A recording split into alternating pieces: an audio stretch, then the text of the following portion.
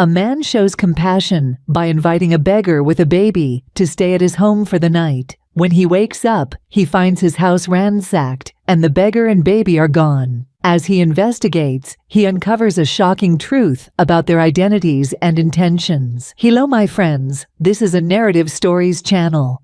Let's start this story. In a grand mansion perched on the hilltop of a bustling city, lived a wealthy businessman named Charles Montgomery.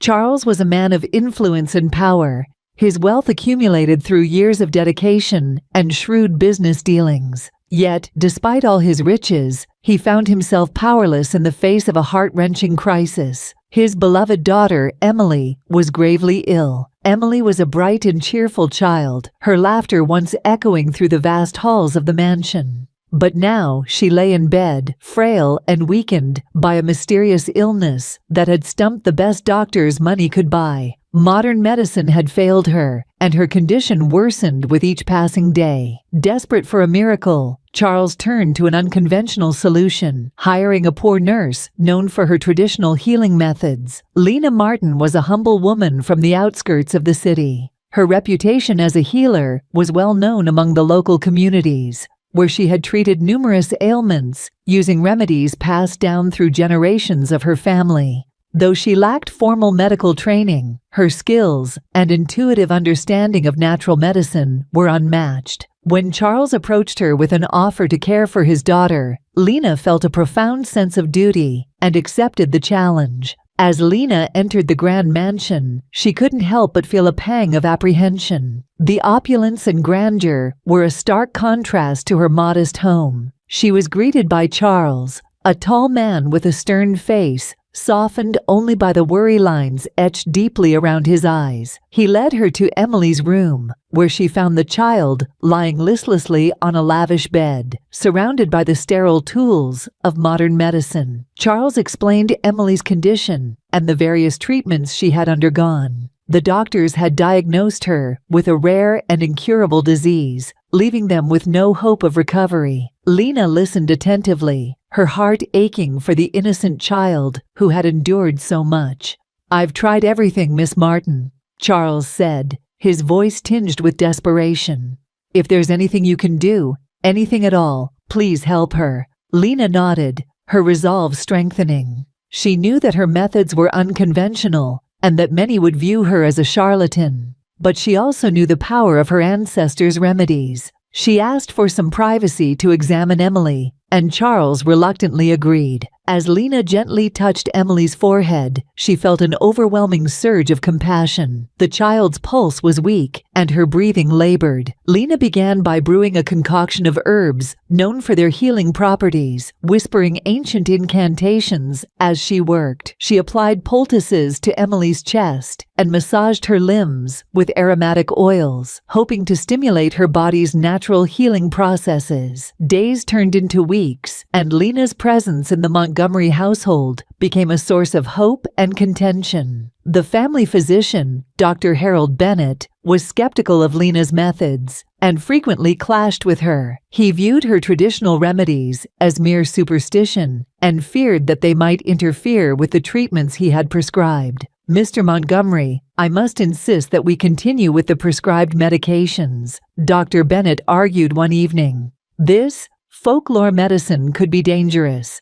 Charles was torn between his trust in modern science and the glimmer of hope Lena had brought into his life. He had witnessed a slight improvement in Emily's condition, but he couldn't ignore Dr. Bennett's warnings. "Dr. Bennett, I understand your concerns," Charles said, his voice measured. "But Lena's methods are the only thing that seems to be helping Emily.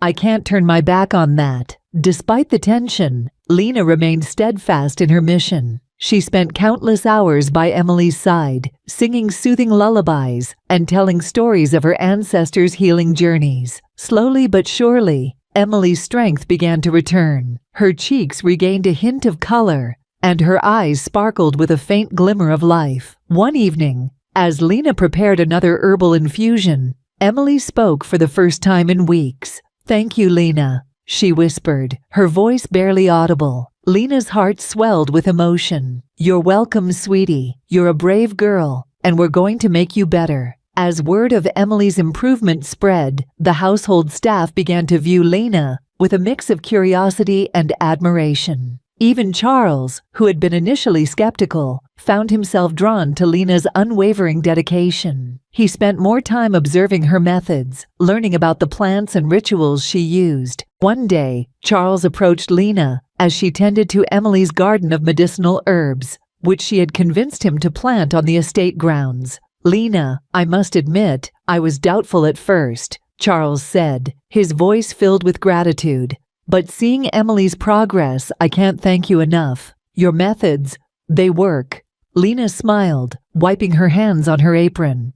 "Thank you, Mr. Montgomery. My ancestors believed in the healing power of nature and the body's ability to heal itself. I'm just continuing their legacy." Their conversation was interrupted by the arrival of Dr. Bennett, who had heard about Emily's remarkable recovery. He was visibly agitated, his skepticism boiling over. "Mr. Montgomery, this is highly irregular," Dr. Bennett exclaimed.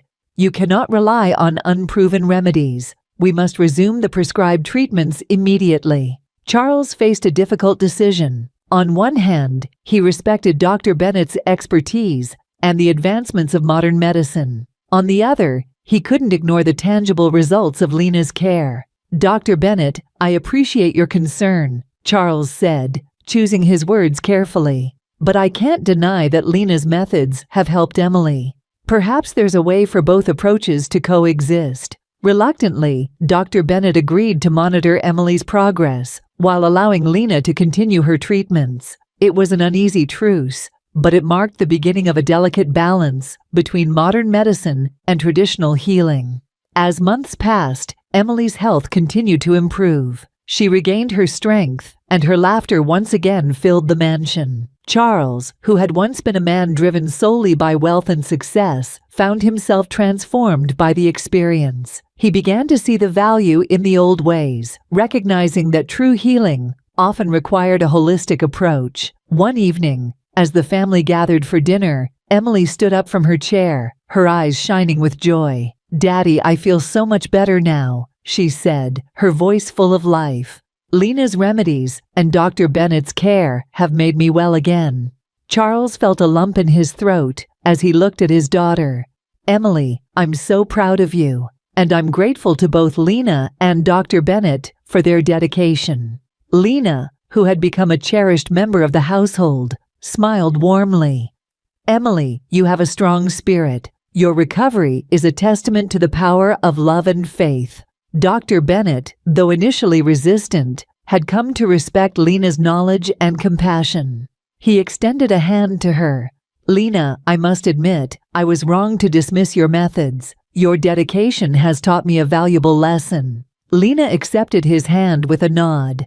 "Thank you, Dr. Bennett. There is much we can learn from each other." In the years that followed, the Montgomery household became a symbol of unity between modern medicine and traditional healing. Charles established a foundation to support the integration of holistic approaches in healthcare, ensuring that Lena's legacy would continue to inspire future generations.